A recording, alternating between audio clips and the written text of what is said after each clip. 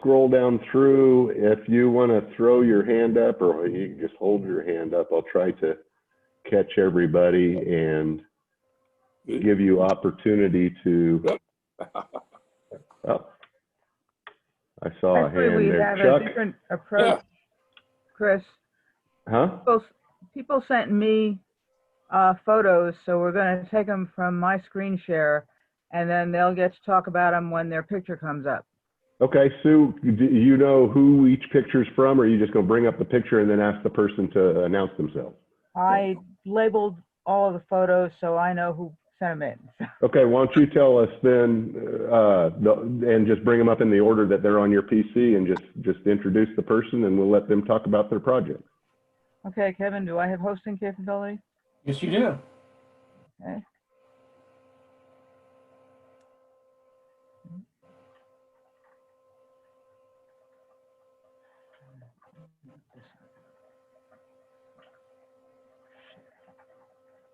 Okay, this is Ann Molina. Ooh. Okay, that one is mine. And I turned a poplar platter, but my platter was too plain. So I decided to paint my poplar platter. I thought my platter turned out perfectly. Looks pretty good. Painted. You say that poplar platter. Say what? Can you say that 3 times real quick? Or painted. Painted poplar platter. Yeah, my painted poplar platter was perfect. It looks a little bit like Jerry Darter's tops. Did you use the same method, basically? I don't know what he used on his. Put the paint in the center, turn the lathe on, and let it fly? Oh, no. Can you imagine what a mess that would have made? Well, he's got a tool for that. Yeah, no. When I did that, it was out in the backyard. It looks great. In circles really fast is hard.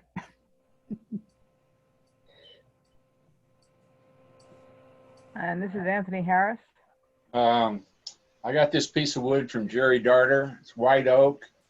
I forgot to use the ammonia to fumigate it, and so I don't think that grain that Mike showed is very visible on mine. It's not very big. I think it's 9 inches. We have to talk to Jerry about that, though. That's all I got. This is Chris Reuter. Oh yeah, that's 17-inch platter out of red elm. That's right in the crotch, isn't it? Yeah. Juice. Some of these pictures don't blow up automatically, so I have to do it for them. This is Dan Carlson. Yeah, that's, I just went out the pile of firewood in the backyard and found one. And that's what it is. I don't know what it is, but yeah, it's 10 inches in diameter. And I think I used Mahoney's walnut oil on it. And is that right below the pith? Well, you know, part of the pith, yeah, part of the pith is barely in there. I Okay. tried to get it as next to the pith as possible, but I got it anyway. That's good. It looks good.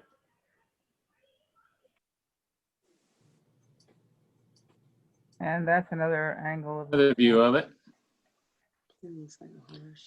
Looks like a horse's head. Yeah, it does. It does. Time to start doing some wood burning, Dan. And this is Jerry Darter. That's nice. Jerry, what's that? You went to sleep. Yeah. That looks like Are white you oak. muted, Jerry? It's oak for sure. Yeah, that looks like it was cut the way that Mike was talking about with some of the rays that are going through there. The medullary rays. It Yeah. looks like quarter stone white oak, or almost. It's a pretty piece. And this is Jerry McMaster. Jim Lampy gave me a piece of wood after I'd turned a few platters.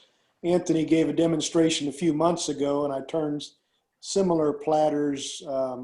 My friend Jay Harriet from England taught me to make platters in this style, so it's kind of an English style.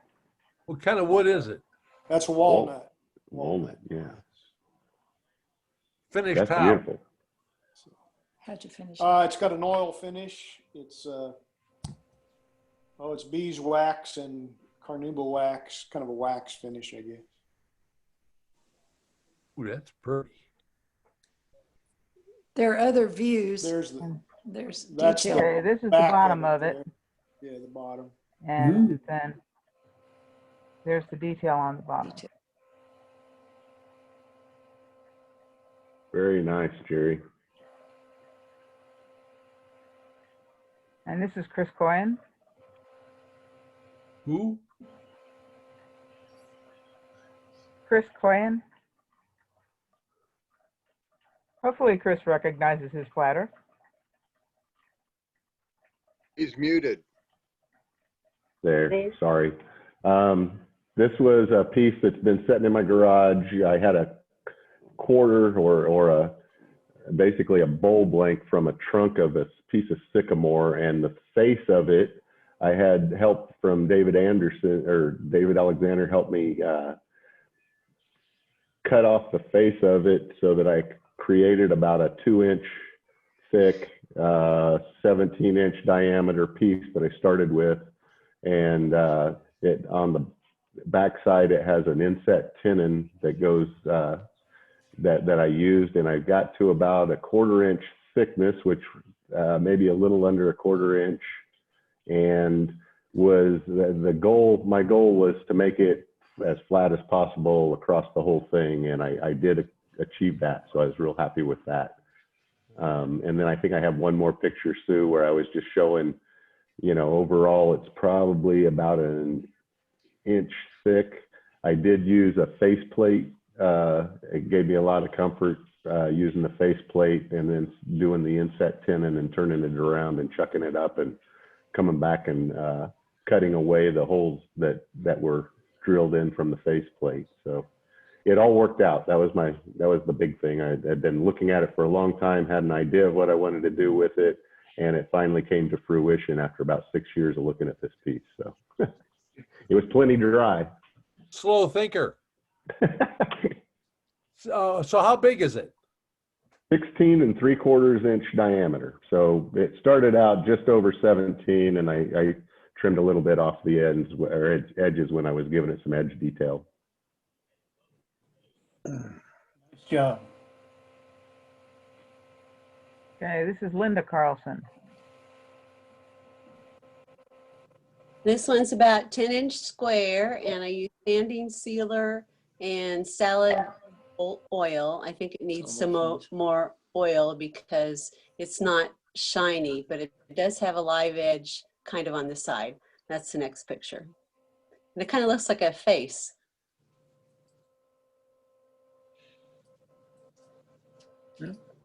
Salted maple from the backyard. You got some nice stuff in your backyard.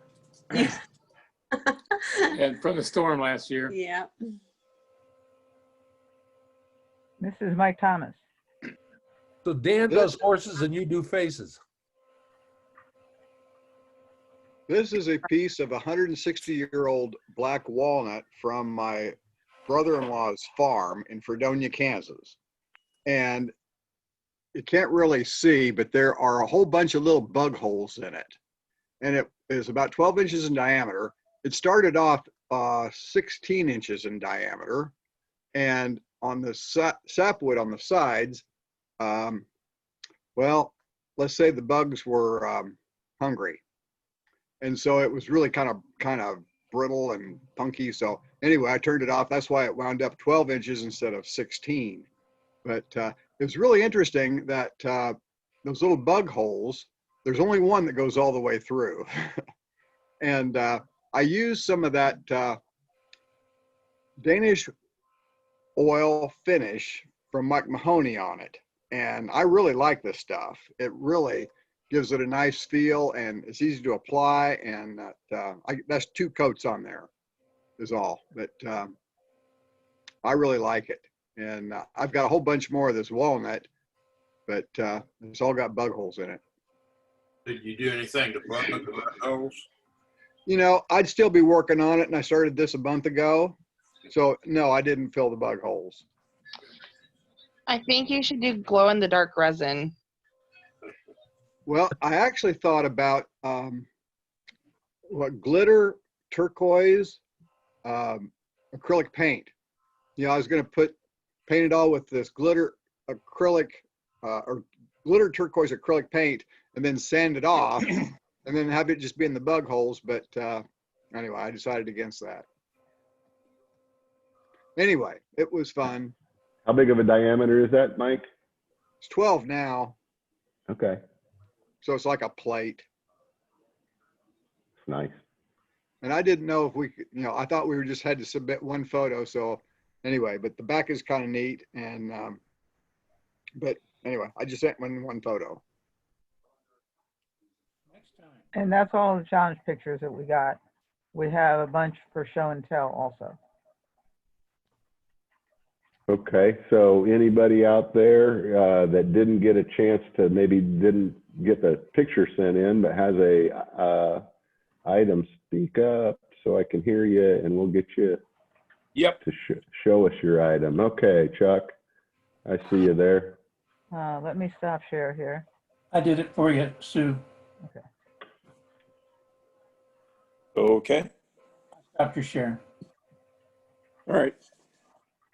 Mahoney was talking about making a cupcake platter, so I made a cupcake platter.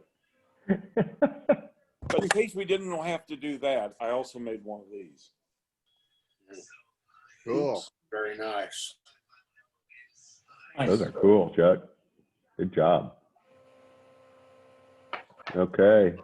Anybody else that's got a challenge item? Oh, Mike Erickson, you're muted, so unmute yourself, Mike.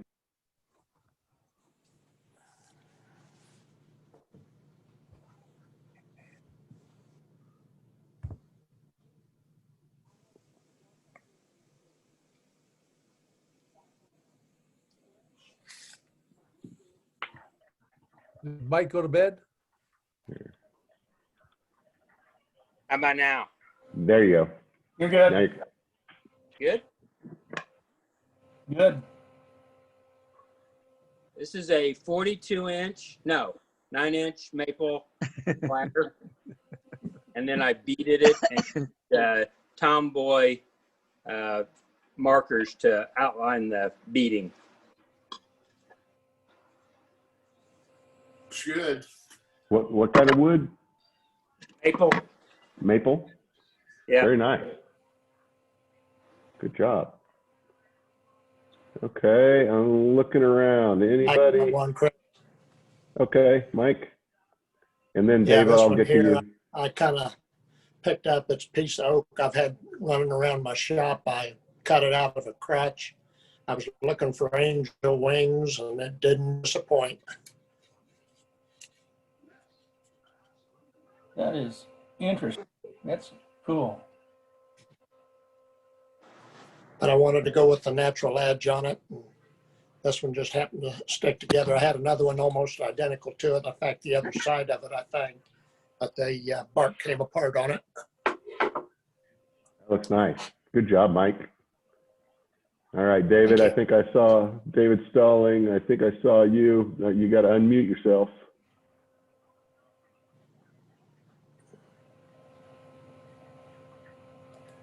There Sorry you go. about that. If it can share my screen, I'll click it. Hang on a second. I will take care of you. All right, David, you've got privileges. Okay. There's a 23-inch platter that you may have seen once before, about a week or a few weeks ago. And that's the bottom of a tree.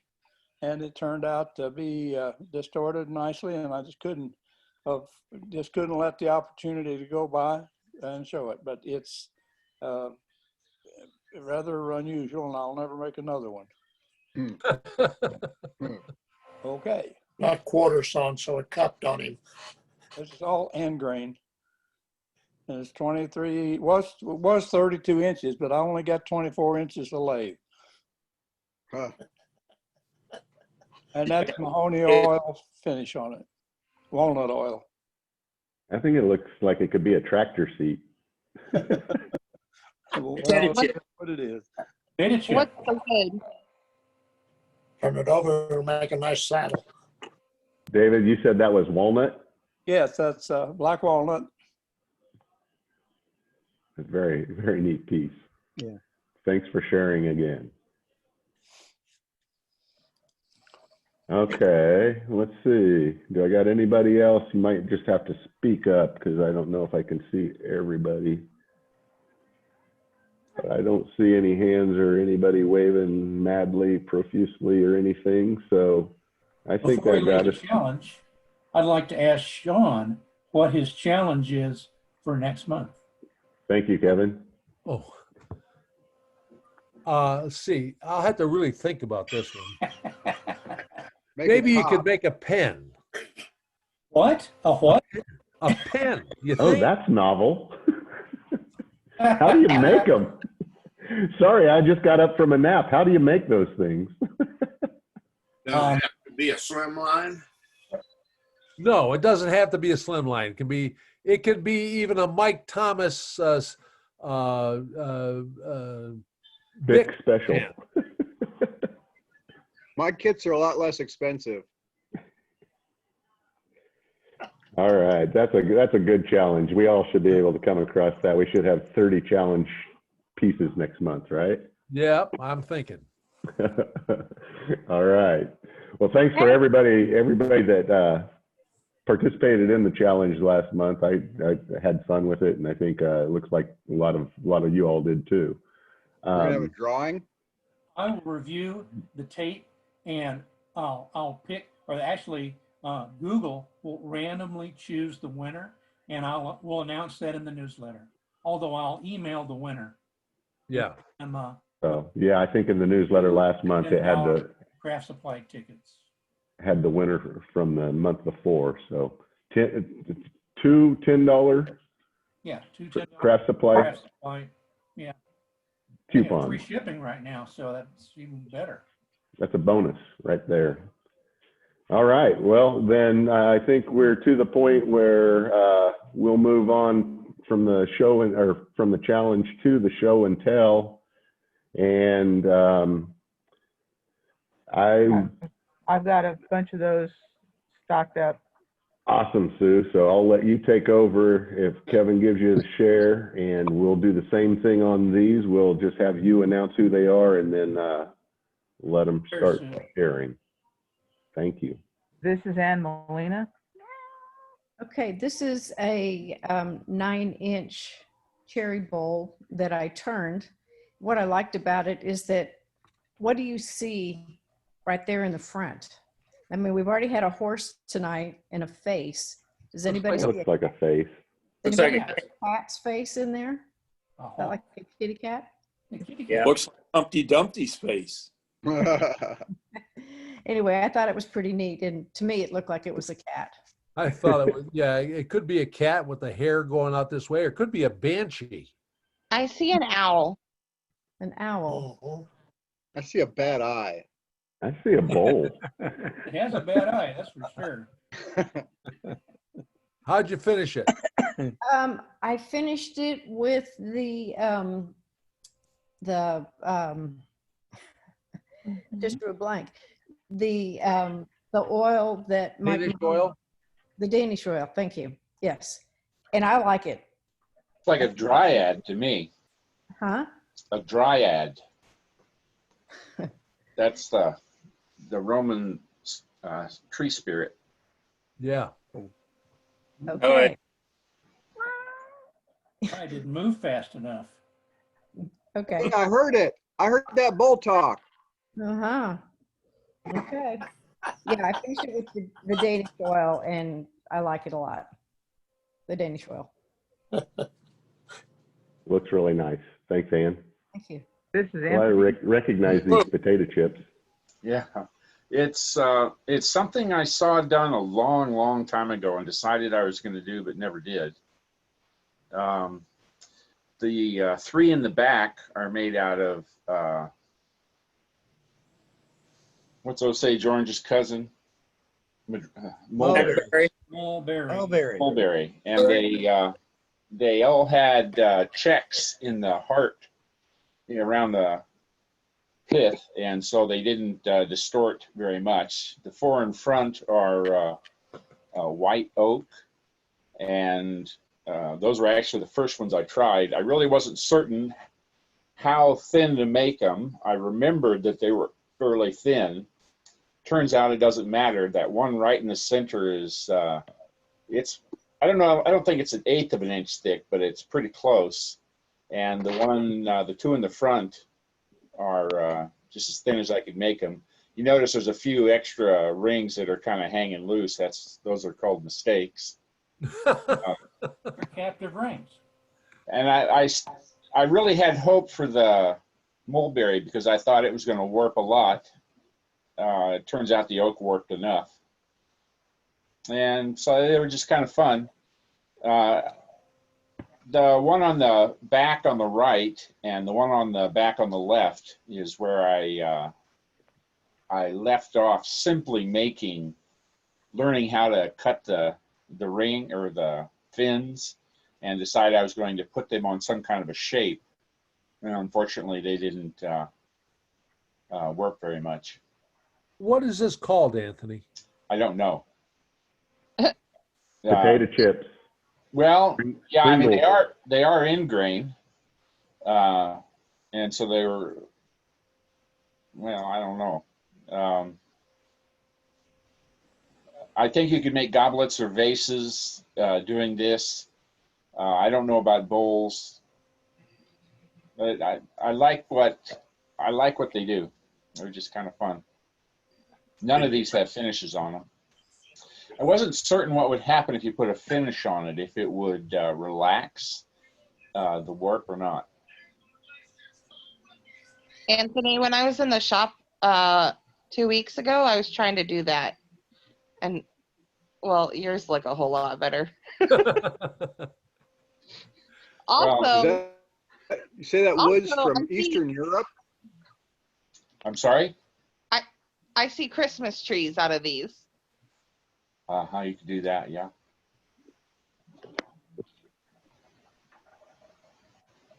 I don't have any more to say about them. That's also Anthony's. These are, I mean, they are what you see. They're just thin-stemmed goblets. I saw somebody at the, I don't think I've ever made a natural edge goblet like this before. Somebody at the AAW was making some. They put a kind of a traditional foot on them, like the front right. The other ones I saw a Japanese turner do with these more bulbous feet, which I kind of like better, I think. You still have to worry a little bit about the foot cracking because there's a lot of wood there.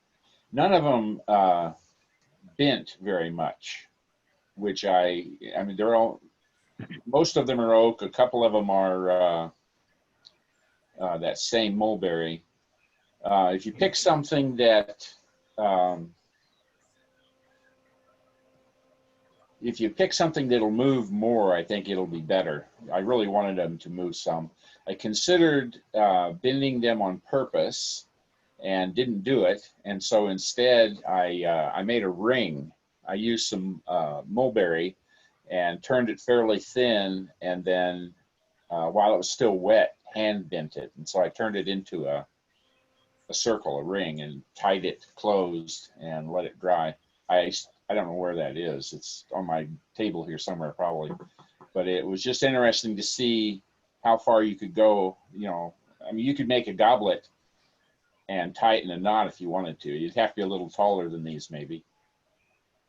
But I thought that'd be kind of fun. That would be interesting. Uh-huh. Those are really.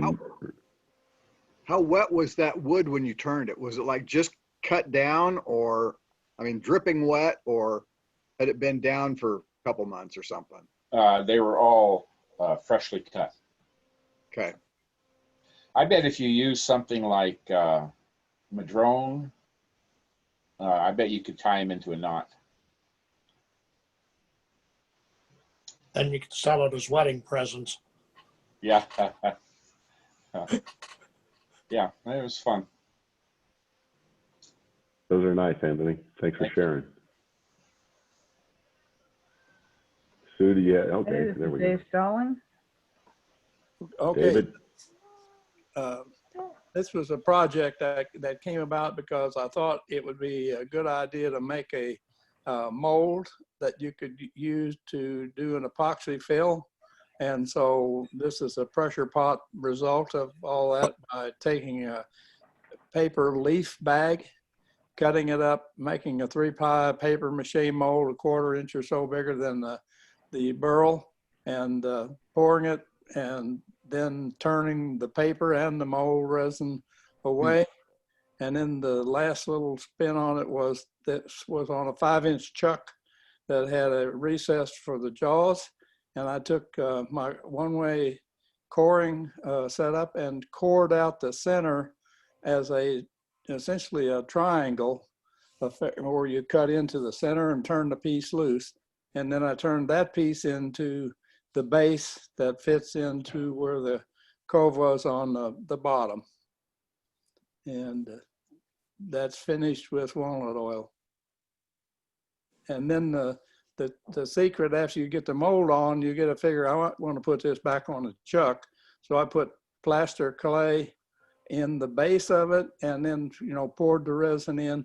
And after that, put it back on centers and turned off the bottom of the mold. And you can kind of see the mold there is just about 1/8 of an inch thick. And to get the mold off of the burl, I split it down on both sides, almost to the bottom where it started a curve, and then took the mold out that had a little foam on it to give me my space. And then I just put 2 plies of craft paper back on the inside and patched up where I'd cut it apart. And it took 1 liter of resin to do the pouring. That's what I used to pour it. And it's got just a red fill in the resin. So you could save a lot of resin by making your own mold, and there's no problem getting rid of it. It turns just like butter.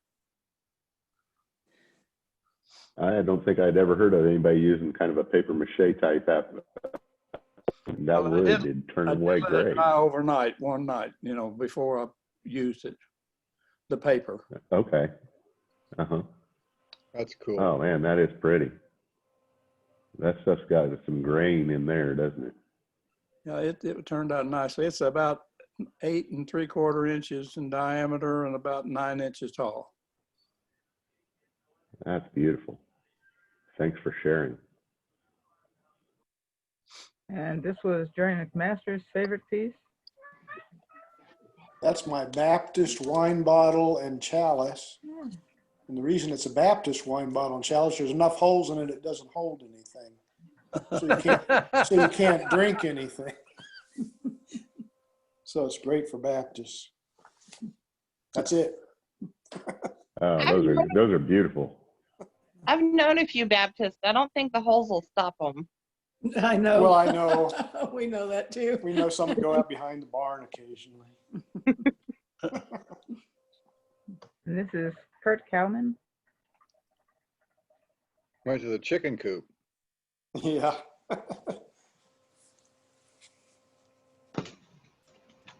Who's this? Is Kurt on the call tonight? I did see this photo. I don't know why I saw this photo, but I remember looking at. Okay. Okay. I remember looking at the one egg and thinking that it's been sandblasted. Doesn't it look like, to expose that grain, or is it just the photo caught it and made it look like it was sandblasted? Who did this? Kurt Cowman. Kurt? Cowman. Thanks, Sue. I don't think Kurt's here to talk about it, so let's go on to the next one, Sue. And that was his blaze. I'm not sure what he was going to tell us about it. And that was a weed pot he made. Showed us those one Saturday morning. It's where we've seen them before. Oh, okay, okay. This is Linda McMaster, favorite piece.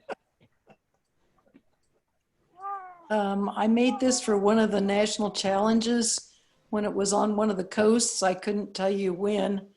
It's 2 discs attached, and it doesn't show in the photo, but around the outside edges is acrylic paint that's also kind of aqua.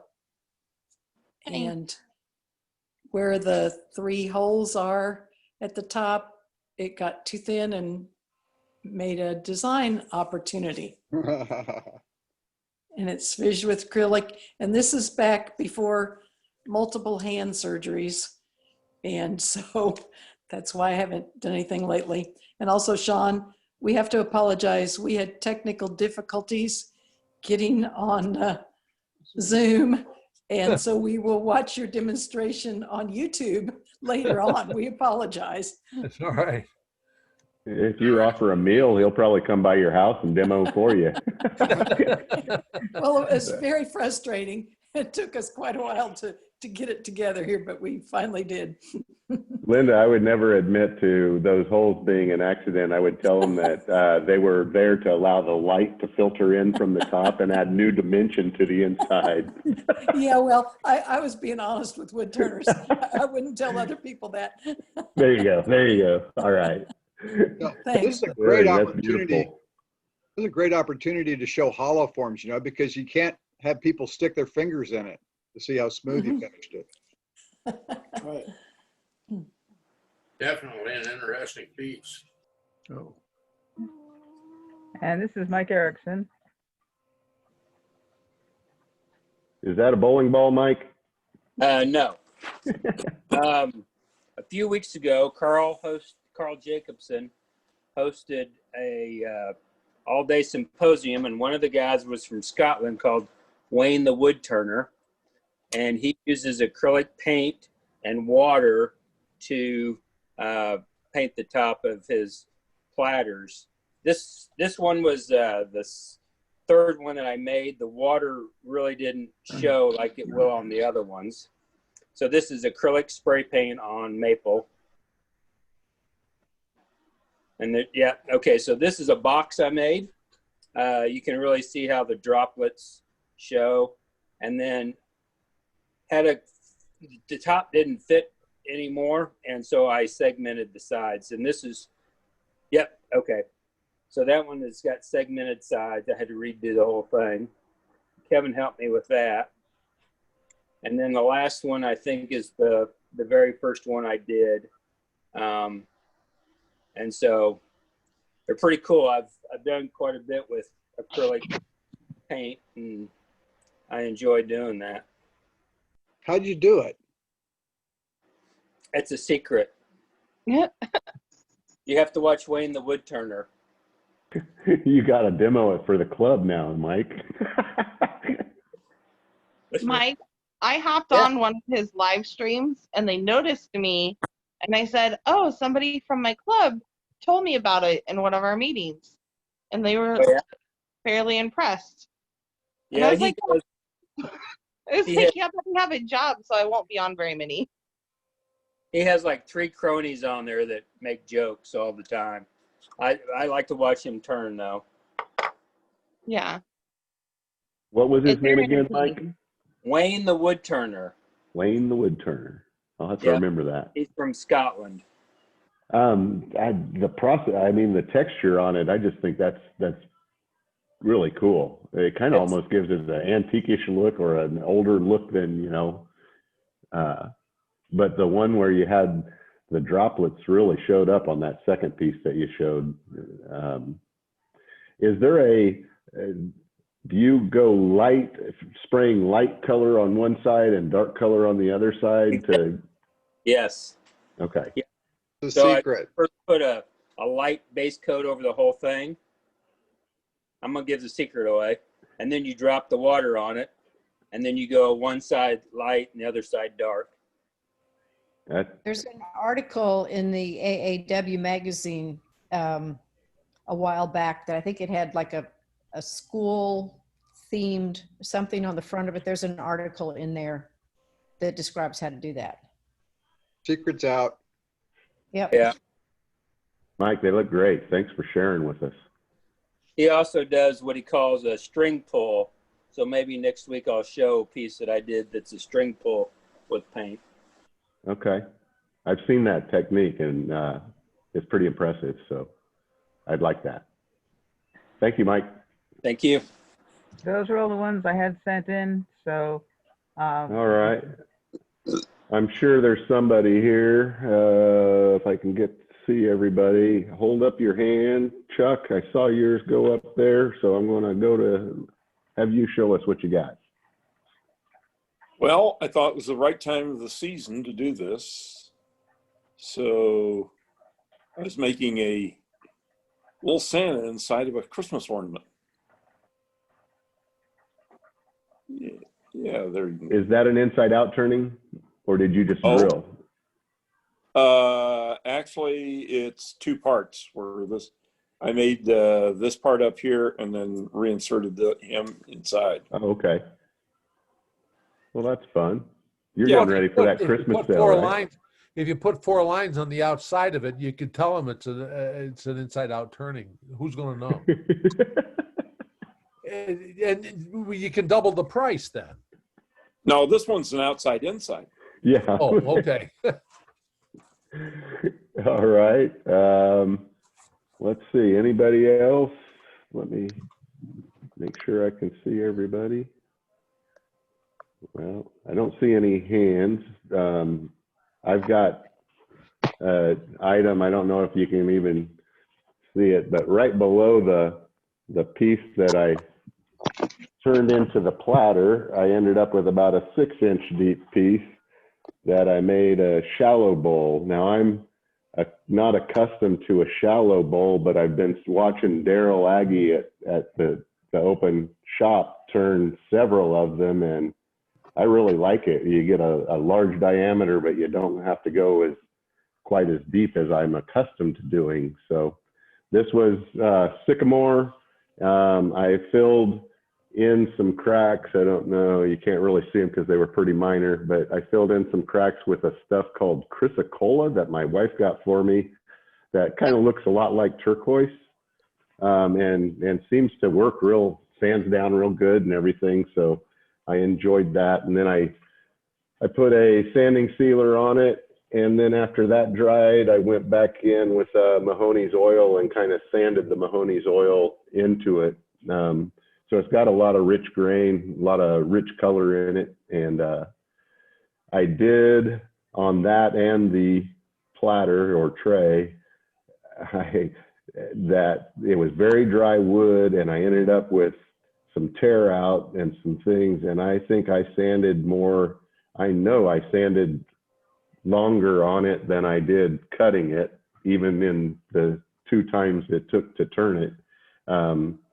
But I was bound and determined to get to a smooth finish before I was done. So it was worth the effort, I think. So that's what I've got. Sure. Is there anybody else? I don't want to leave anybody else out. So speak Those up. bowls that are shallow are great for putting in Christmas ornaments. You don't have to put so many in to heap them up. Yeah. I had a more of a flared look when I first turned it before I finished turned it, and I kind of squared off the edges, and I really disappointed me. I liked the flared look that I had going before I did that. So if I ever do it again, I'm going to force myself to leave that kind of flared rim instead of I went too perpendicular with it for the shape of the bowl. But anyway, it was fun, and it was fun to get into some big pieces again. I've been doing a lot of smalls, so that was nice. I think that covers us on our show and tell. I can show what I got on Saturday. Okay, Dawn, show us. It is I'm not- seeing your puppy. Auction treasures. Oh, I went to an auction and I won a bid, and thank God it was not the going price for the lumber stacks. The lumber stacks were at least $300 a stack. But this, and that is the cart that is a foot deep, full of wood and stacked 4 foot tall. $30. Wow. Oh, good find. Good find. Is And it all real dry? Is it kiln dried or is it just dried? thankfully, whoever had it did write their the species on some of them and the dates. And as I was stacking it, I noticed that a lot of the dates are older than I am. Dry. It will be dry. So they're probably dry. Yeah, just a little. You can make a lot of pens out of those, Dawn. Yeah, there's a whole lot of this is box elder from 02, but there's a lot of different species and a lot of different sizes. So they Looks like you're going to have some fun. I'm gonna have to figure out where I'm putting them. In my cart forever. Well, thanks for sharing, Dawn. That was a good steal. Good grab. Yes, I was very happy. I got a table full of glassware too, so I had crystal and wood in my car. You filled the car up. Good combination. It was cool. I don't have a big car. All right. So I guess I'll close by saying, reminding everybody that we are going to have an event in November with the Woodworkers Guild, and there are opportunities for vendor tables. So please, if you are interested, talk to Sean and he'll get you with the right contacts to get that going, I'm sure. And thank everybody that participated or is going to participate in the Freedom Pins program. I was real excited to see that kick off so well, and I'm excited to see things start filtering back in. If you bring them into open shop and I'm there, I have no problem gathering them up and putting them in a cabinet so that Sean can take them. Sean's kind of our holder of pins for now.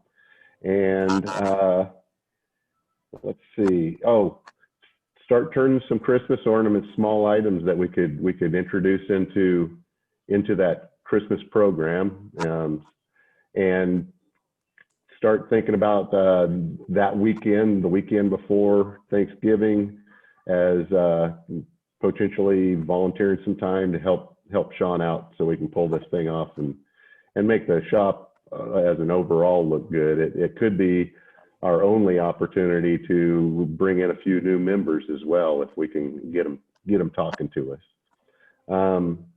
Thanks everybody for joining us again tonight, and we will see you next month.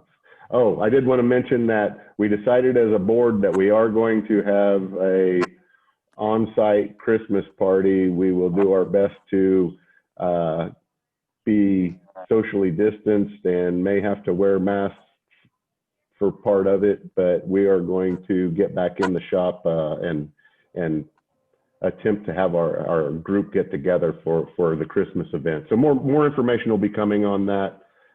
Just wanted you to be aware that we are wanting to get back in the shop as soon as we have the opportunity and things start to look safe for us. So thanks everybody for joining, and we will see you next month if we don't see you before. I hope to see you before. Bye-bye. Have a good one. Hey, Chris. All right. See Bye, y'all. guys. Good job.